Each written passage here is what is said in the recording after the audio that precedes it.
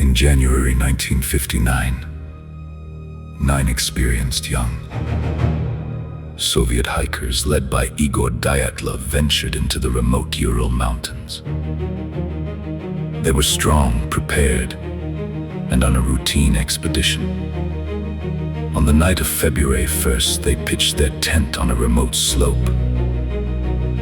Then something happened that made them slice their way out of the tent from the inside and run barefoot into a -30-degree blizzard. Their bodies were discovered weeks later.